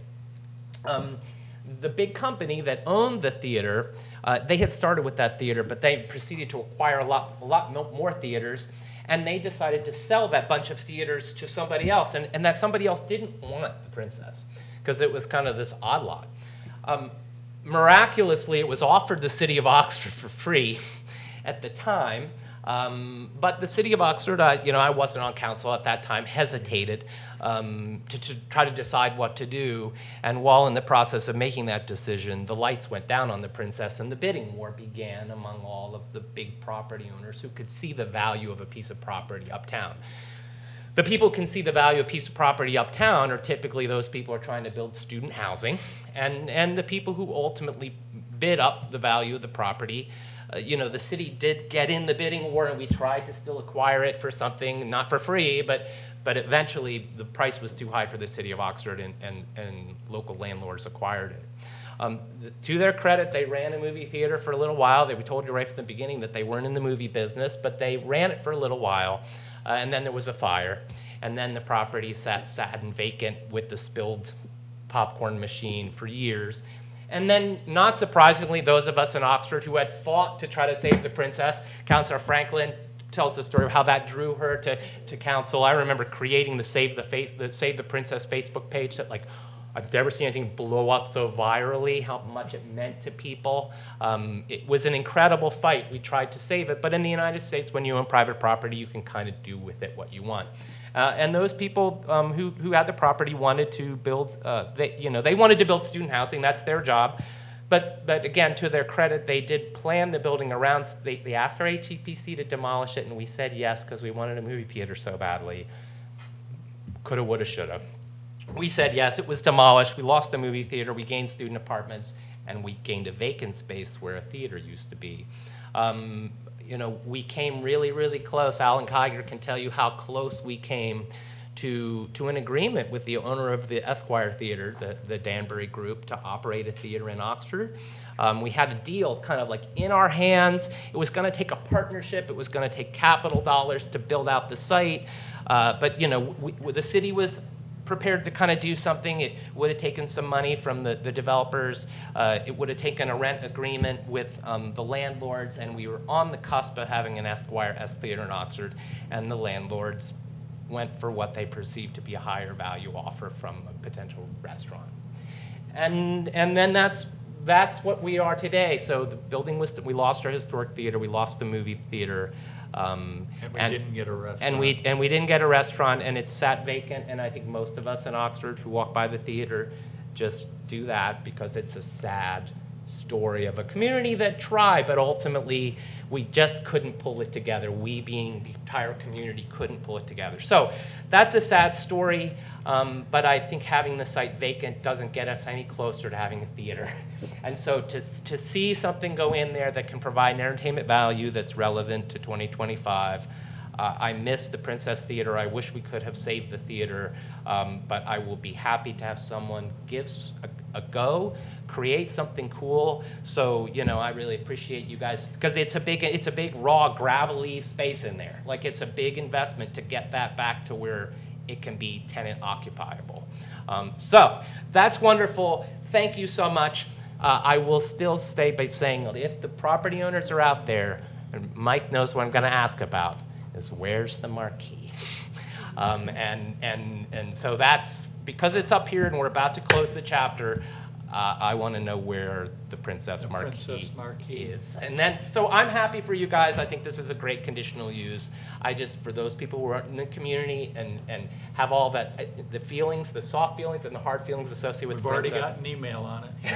Yeah, so yes, you guys stepped into, there is history around this, but I think you guys can write a new chapter for the building, so I appreciate that. Mike, I will recognize you next. I'll pick up where David left off on the marquee. So when the Historic Commission allowed the building to be demolished, we recognized that the only real historic component to the building was its facade. And the development agreement at the time was that the entryway facade be recreated and the marquee be reinstalled. And if you look at the front of the building, there's some steel bump outs there to accept the marquee. And it's been 10 years and it's never been put back. I would have to assume after 10 years, the owners of the building have made enough money, they could have put the marquee up. So, I feel this is our one chance. I'm not going to support this without a new marquee on the building. There it is right there. That was just as important as the entryway to say this was Oxford's historic theater. And I think if the marquee had been put back on the building in a timely fashion, we might have attracted somebody that said, oh, there's a movie theater there. Oh, there's not. But maybe I would be interested in opening one. So I'm sorry, that's a big historic component of this town, as historic as the old Miami Western Theater Yeah. down on Brick Street. So Having it put up might actually be good for the new business as well. And I think it would draw in more customers were you to have it. So I hope you take the opportunity between now and the second reading to find out where the heck is it? Hey, Matt, where's the? And can it be put back? Yeah. And I bet Scott can figure it out. Okay. Alex? Yeah. Thank you. The marquee would be, especially since it was part of the agreement, would be great. And yes, it is a bummer every time I have to drive to Hamilton or Westchester to go see a movie, but Tyler and Jackson, thank you. I do think that and the number of times I've been like, oh, I gotta go meet the Ox Vegas guys that I've said in the last 4 years, or since you've been open, is not small. So hi, I'm gonna come and meet you guys in real life. But just thank you. This is when we talk about what Miami students can do, and not many of us choose to stay, and not many of us choose to invest in Oxford after we graduate. And this is now business number 3 that you all are opening. And I heard the kind of little bit of buzz around what you all want to do to celebrate University of Las Vegas being here, with you guys opening Ox Vegas Chicken. So just, thank you for being alumni who really care about Oxford. That's really impressive. So thanks. Anyone else? Yeah. Another thank you from me as well. I, having lived in Seattle for many years and gone to some small landmark theaters that show kind of art house films and first run films, really miss the Princess. And like Councilor Prithridge said, it was the first thing I came to a council meeting over, was Save the Princess. Didn't work out. And also, I do drive to, whether it's Hamilton or Westchester, to see a movie.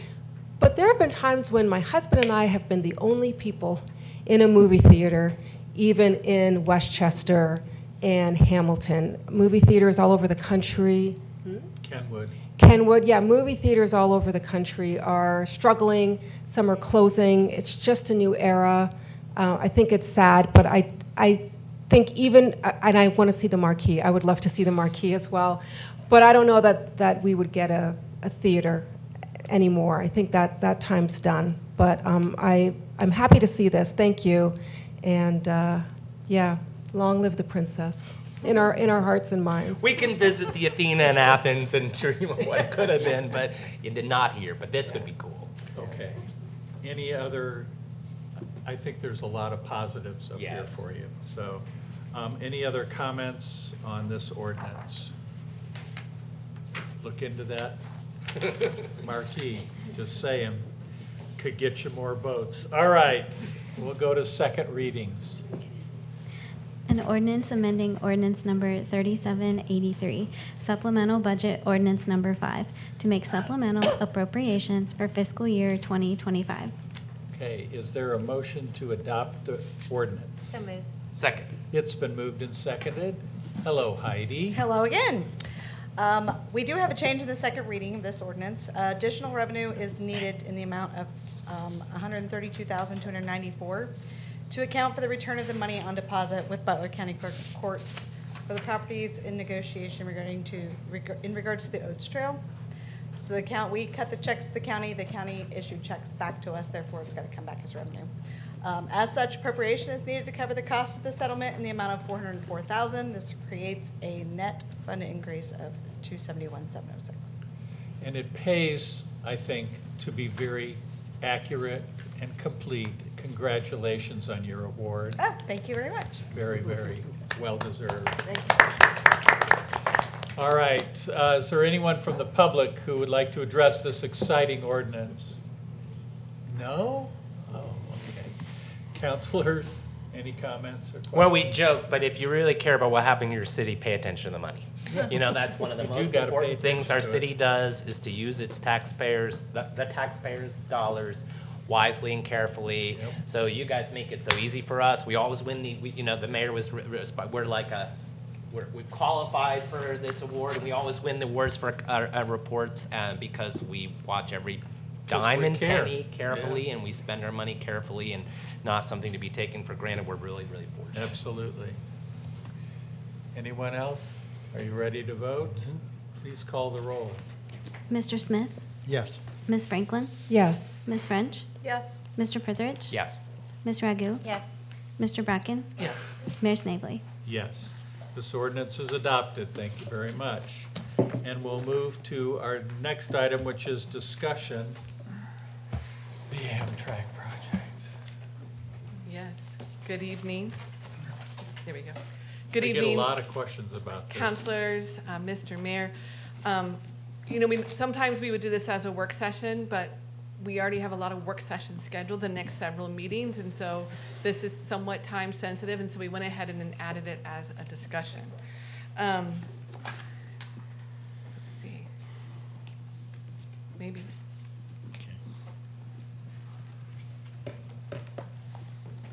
Work.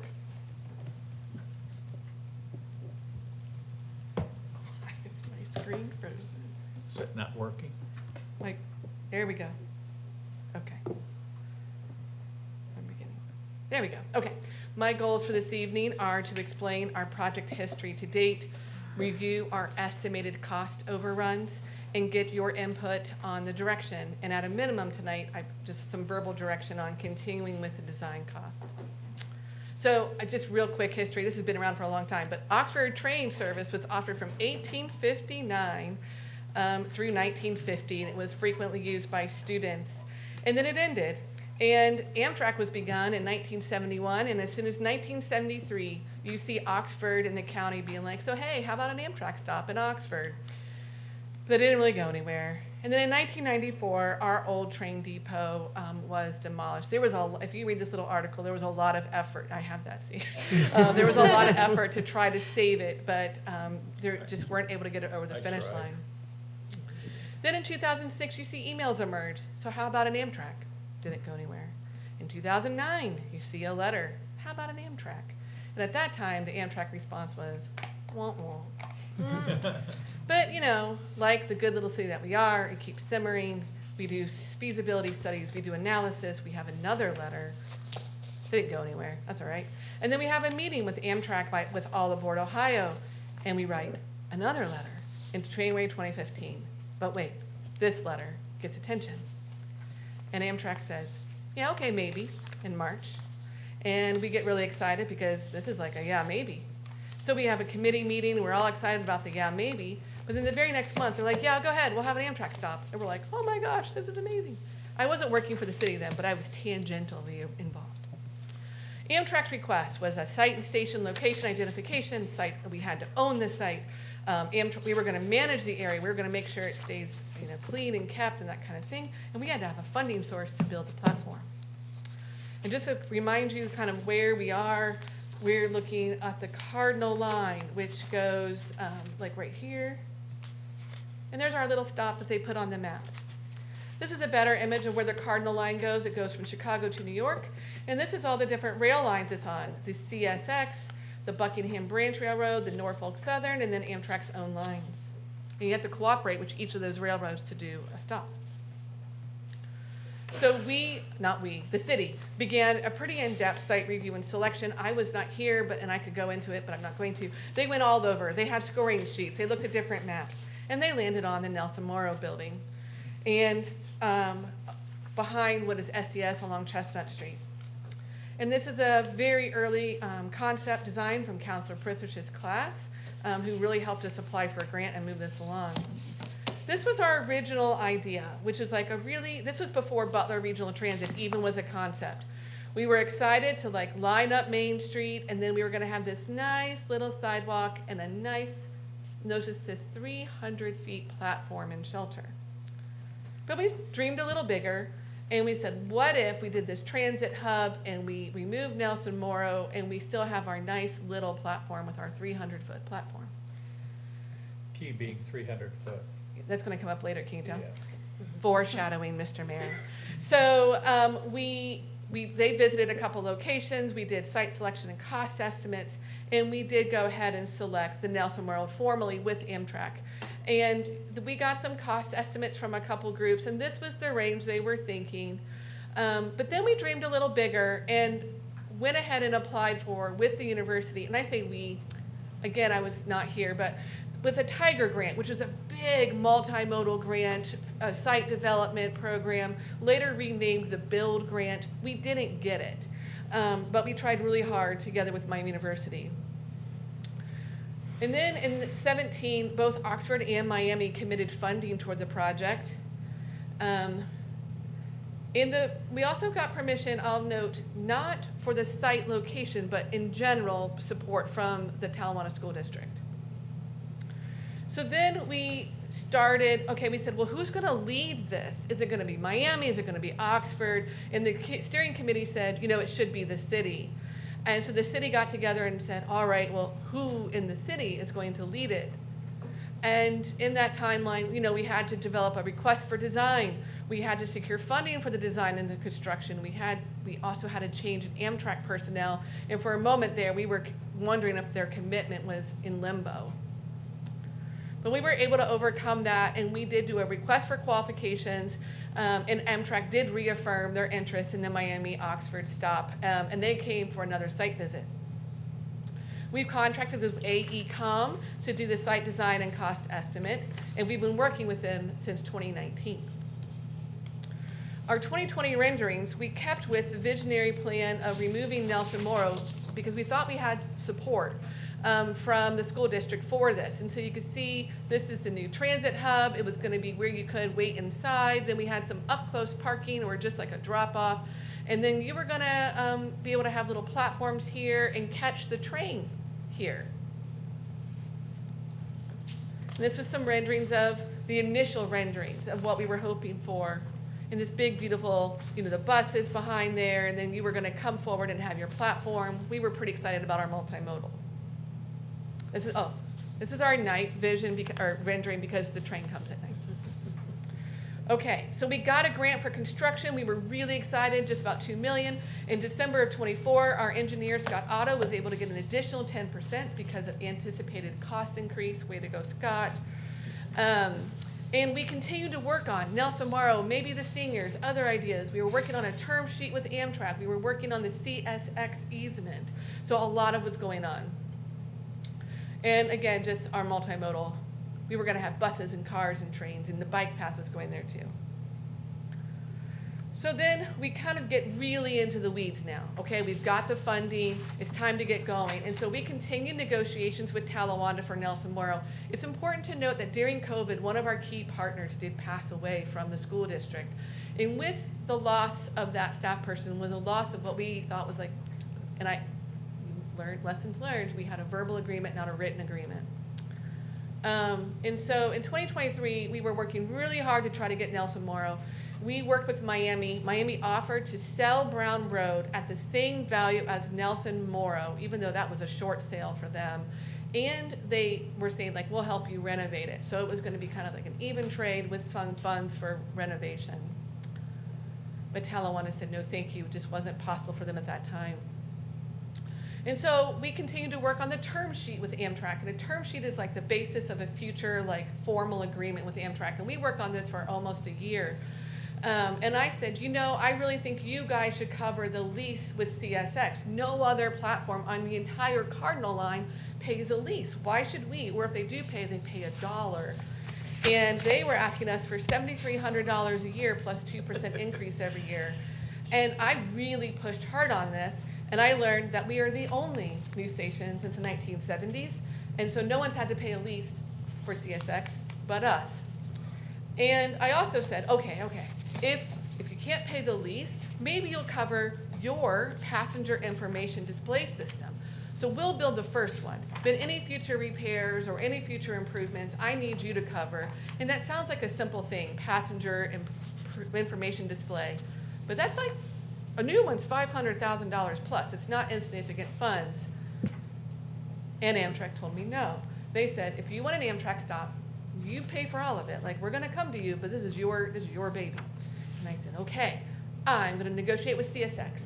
And so I went to CSX and I said, hey, you should not charge me $7,300 a year with a 2% increase.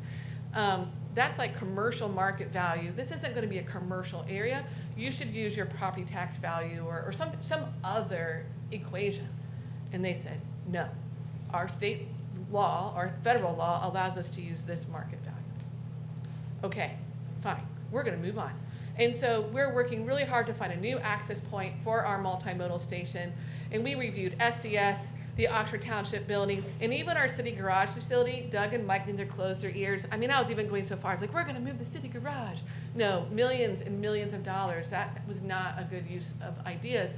And we also learned that you could not do eminent domain on another public entity. So the school and the township were out. And SDS has been verbally supportive as we've worked with them. And so we really started looking at SDS behind them as an access point. We finalized our term sheet. I brought it to you for approval, and you confirmed it, and the construction must be completed by December 31st, 2027. And we really worked on our engineering design. So we've learned, I mean, we were already but we're like finalizing it. The space behind Nelson Memorial was not quite big enough for passenger loading, so that needed to be moved. And Amtrak specifications mandated an increase of length from the platform from an estimated 300 feet in 2016 to 675 feet today. And we had to build up to their specifications. So this is our new proposed design. So you have the multimodal spot, you have a new parking up here by SDS, and then we have what I have termed out in the public, the most beautiful sidewalk you've ever seen. And then, but because we had to move the platform, like there is a little shelter here, but your loading is gonna be down here by the Salt Dome. So if you guys have ever been in the city garage, do you know where the Salt Dome is? So it's kind of a long walk, but it is possible. However, this is a far cry from our original vision, and I feel like we owe you the honesty of that conversation. In my mind, I try to say, well, it's phase one, and eventually we'll get Nelson Memorial, and we'll make a beautiful entrance area, but that might be a little ways away. And this is gonna cost extra money because of this increased length. That's a lot. We have to do retention walls and some other things to make it possible. So, updated project cost estimates. Our design engineering, our original estimate was $250,000. The additional needed is $126,000. We have stopped all design at this point to get a kind of a feel of what we'd like to do. Then after you do design, you then do construction engineering, which we're estimating to be about $580,000. You usually use about 20% of your construction to know what your construction engineering will be. And our construction estimate has gone up from 2.5 million to 3.1, so another 600,000. And we don't yet know the cost of the acquisition for behind SDS because you're not allowed to ask until you have your final plans according to the ODOT rules. So the current cost overage estimates without the right-of-way acquisition is 1.3 million without the right-of-way cost. I did speak with the university briefly, and I mean briefly, today, and I said, are you still committed to Amtrak? And they said yes. And so I plan to ask for cost sharing, but I don't have a commitment of this yet. But they did say, we still support Amtrak on the phone. A potential schedule if we get back on track. So our stage one, 30% plans were completed in December of 24. We expect approval the next month. Our right-of-way plans are expected approval the next month, which then allows us to begin that acquisition estimate from behind SDS. Then we'll turn in stage two plans, and we can get those done in the next 4 to 6 weeks with the new geotechnical that we have to do with the extended length of that. I call it a platform, but it's like a really, really big sidewalk. We then would hope to have final plans in spring of 26 and begin construction with successful completion of right-of-way with the start of Amtrak ideally in summer of 27. So other situational things, I didn't know what to call this other than things Jessica is thinking about. And that is, Amtrak still has a vision of expanded daily service, but its study on the Cardinal Line expansion has been paused. The passenger pickup will be estimated to be at 1:41 a.m., which I always joke with people. That's a lot easier for a college student than an 8 a.m. pickup. I did run the prices as of today, what a ticket costs from Cincinnati to Chicago. And it's a 1:41 a.m. pickup in Cincinnati, so maybe close-ish. And it's really hard to see, but that says 9 hours and 19 minutes train ride, and it's $101. Currently, there is no indication at the federal level of any cuts in Amtrak. It was included in the federal budget bill. But I'm also thinking about emerging smart car technologies. I know that on the Highway 70, there's semis that have like a driver in the front and then a self-driving semi right behind it. And I know that in cities, there are driverless cars driving around. And so I just think about that technology emerging and how it impacts with rail. And I don't know, but it's something I'm thinking about. And so with that, I would welcome your questions, your thoughts, direction. I'll stop there. Thank you. I don't want this to be another Princess Theater. You know, I mean, I'm gonna, I worked so hard on the Princess, and it's a fraction of the time we've been working on this. And it has been a Herculean lift for decades. And I think as we get closer to the end, these sorts of things happen that will give us cold feet. But I guess the question will be at the end of it, do we have an Amtrak station? Like, do we have a movie theater or not? And I mean, I guess I'm biased in this because I don't know what the cost of my labor time is, but I have a lot of people have a lot of invested in this. You have a lot invested in this. We all do. So when I see $600,000, it's not a great number, but it's also relative to what we put into this for so long. What I would say to this is this was always meant to be a partnership with Miami University, and we have done a good job of carrying this project. They've been nice and supportive. They didn't ultimately have to acquire the Nelson Morrow building. Like, there were a lot of things that they were looking to potentially contribute, and so far as I know, they have $350,000 into it. They have committed to the grant match, so Okay. that grant that we have, the $2.3 million now, they are the matching dollars to the grant. Okay. And that's their $350,000, and we said that our $350,000 is going to be used on like this design and engineering and then the rest of the match. Does that? Yeah. So I guess what I'm saying is so far Miami doesn't have, I mean, they've been a really good partner with this, but I think if we're talking about getting it over the finish line, I hope they're a partner with us.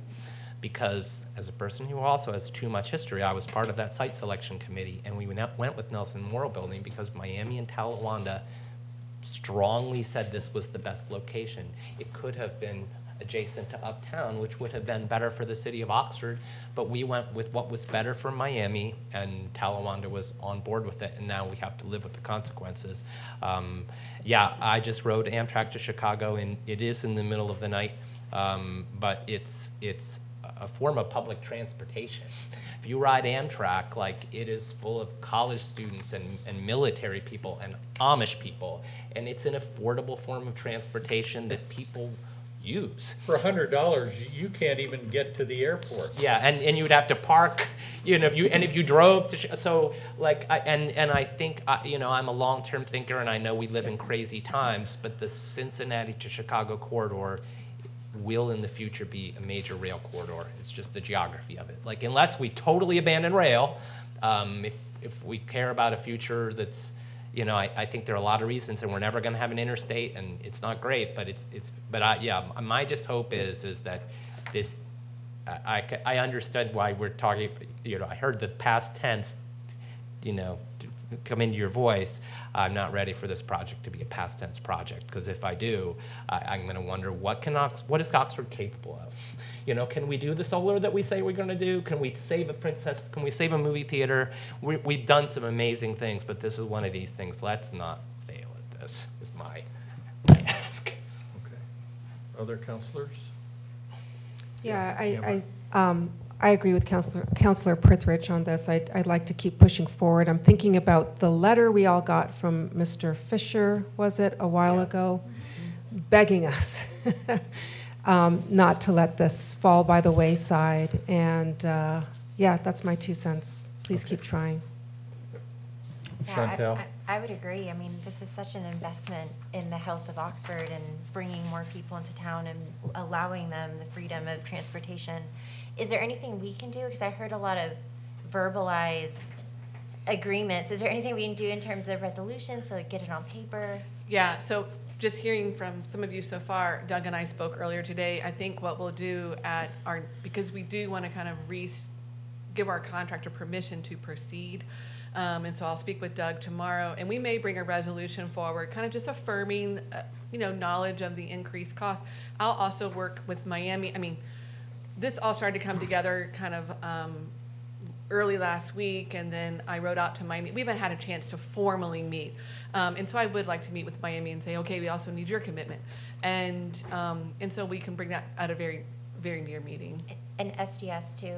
Does that need to be? That one, we're not allowed to begin negotiations until we get our final plan for the area.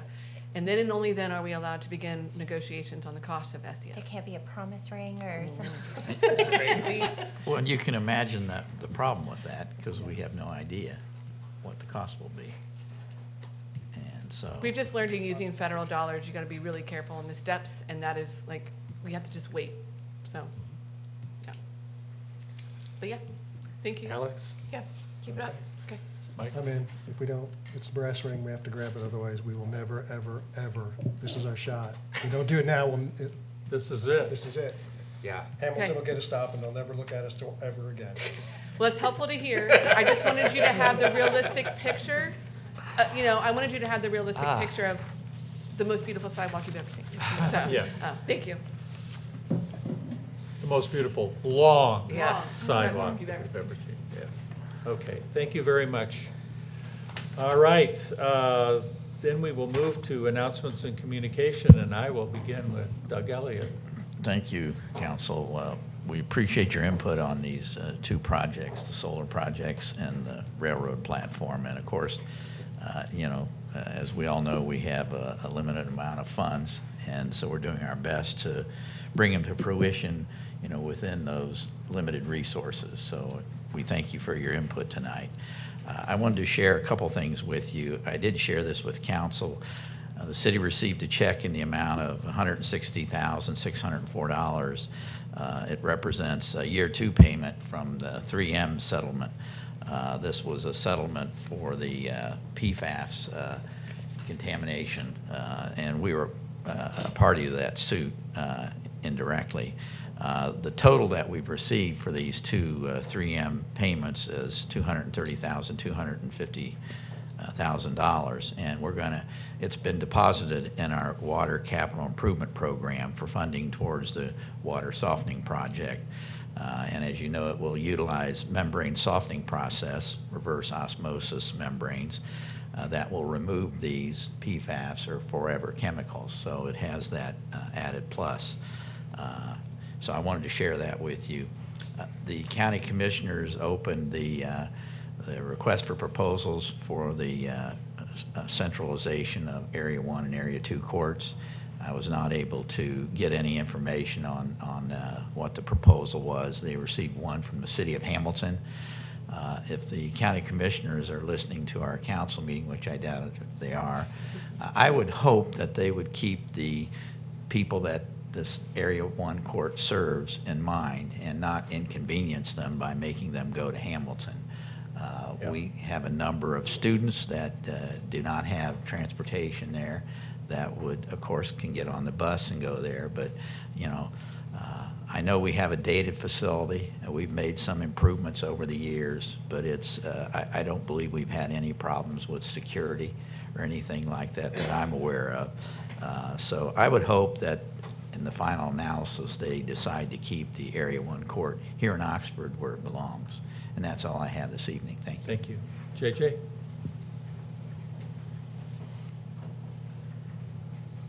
Thank you, Mr. Mayor. Tomorrow, myself and Lieutenant Price will be leaving for Quantico, Virginia. We are going out to see Lieutenant Robinson graduate on Thursday. So he will be graduating from the 295th session of the FBI's National Academy. So he's been gone for 10 weeks. And so big thank you to staff who's helped pick up his responsibilities. But today he ran the Yellow Brick Road, which is a challenging 6-mile course through Quantico's Marine Base, and I know he's feeling that right now. But anyway, we're going to be glad to have him back, and congratulations to him for graduating. Okay, thank you very much. Hello, Heidi. I just wanted to thank all of the finance and utility staff for a job well done on the move-in efforts during Miami's official move-in over the last several weeks. All the transition went well, and the bills went out on Friday. So I'd also like to thank all the other staff efforts from other departments that assisted with a successful move-in. As you mentioned before, I'd also like to announce that the City of Oxford has been named as a qualifier for the Auditor of State Award with distinction for the 2024 audit. This recognition is presented to local governments that meet the highest standards of financial accountability and transparency. This is most certainly credited to a joint effort by all city staff involved with tracking and documenting financial transactions within the City of Oxford. This is a little different than the ACFR award that we have received for 41 years. This one we have received for a few years. I need to check with our state rep when he comes to do our picture. He comes to do an annual picture with us, but I think it might be our 15th year. Okay, thank you and congratulations. Chief Dethridge. Okay, thank you. Chad? Nothing tonight. Okay. Nothing? Jessica? Nothing. No, okay. Mike?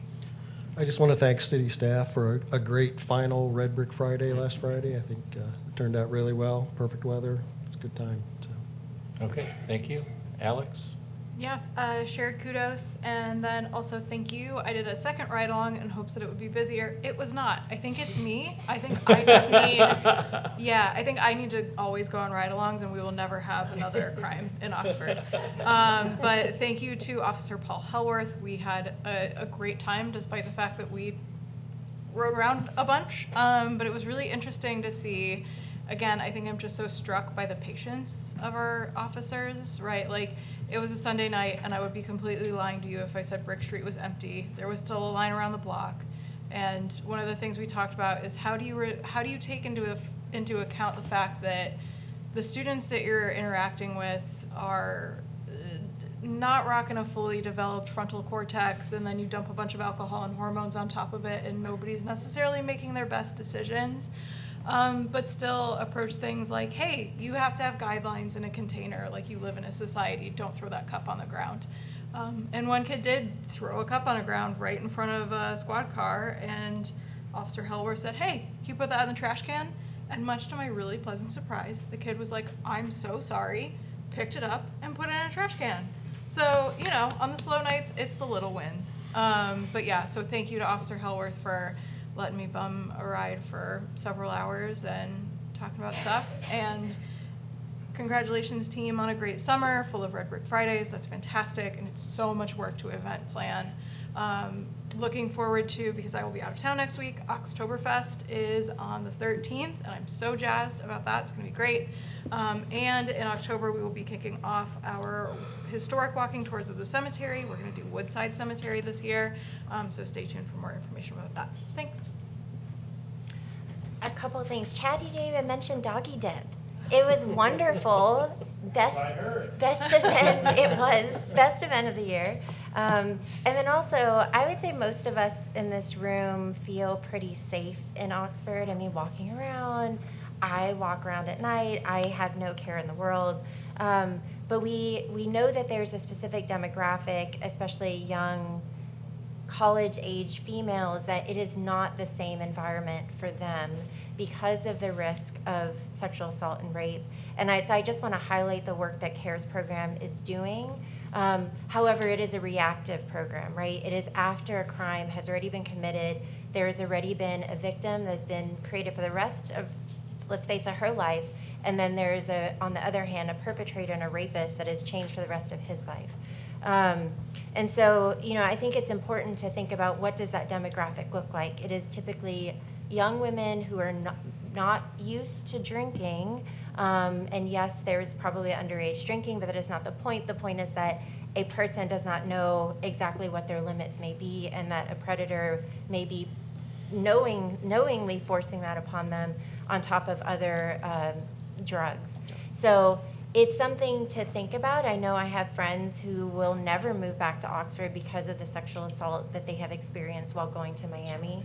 I think the conversation could be more transparent for young women who are coming, and places that maybe there are more reports of where they might meet their perpetrators.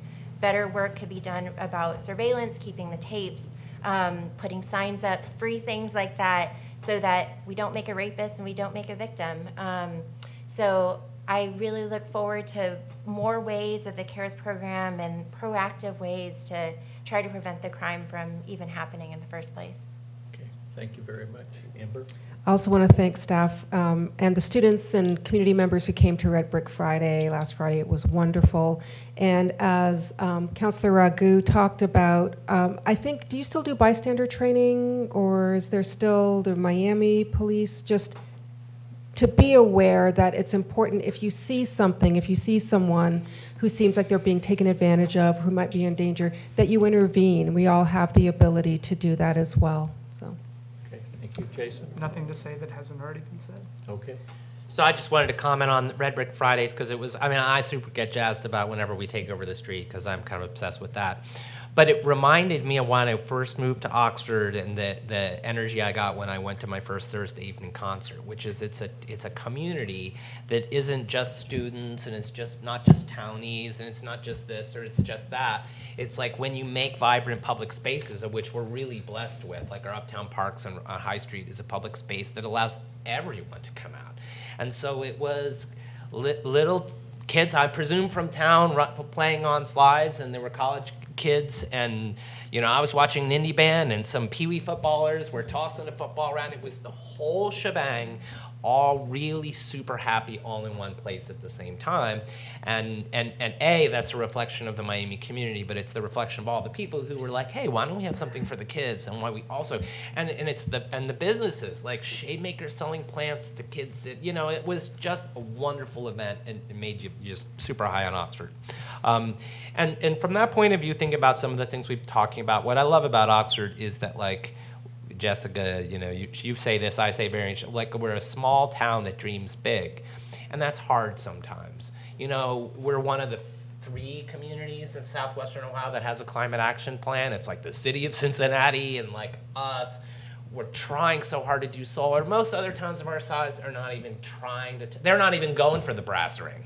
You know, so we go for the brass ring, and it's disappointing sometimes. We tried to save our movie theater and failed. You know, sometimes I feel like it's Oxford against the world. You know, like when you talk about solar, it's like Oxford against the world. This Amtrak thing, we're going to have to work so hard for it right up to the very end and probably beyond. But, you know, I'm grateful that we're a town that just doesn't content itself with the way it is, that we try to improve and do bold things. And that can be disappointing sometimes. The solar thing is very disappointing, but it's only disappointing because we're trying. And the world is not super helpful to us right now, but that doesn't stop us. I think we just double down on doing the thing that's good for the city of Oxford, whatever the rest of the world wants to do. So thanks to everybody who's working hard to make all the different things happen. Thank you, David. Yeah, congratulations to all of city staff for putting on the Red Brick Friday. It really went well, and you should be proud of it. And we're all looking forward to Oktoberfest. So as Alex pointed out, that's on the 13th. I hope that everybody on campus and in town will all come out to enjoy a good fall holiday with Oktoberfest. Let's all pray for good weather, which we might get. You never know. All right, I will entertain a motion to adjourn the meeting. Second. It's been moved and seconded. All those in favor say aye. Aye. Opposed? Thank you. We're adjourned. Remember 10 seconds before we started? Yeah, man. Some things Now it's Yes. coming in This is where I think it's greater focus. Well, they got so many projects that they're focused on. I knew. They're what do they call it, their. Geez. You know, in the comment, I forget what his name is, you know, we're hoping Bank robbery, consider my Well, I think do what they did in This is how I Hamilton. learned that they don't go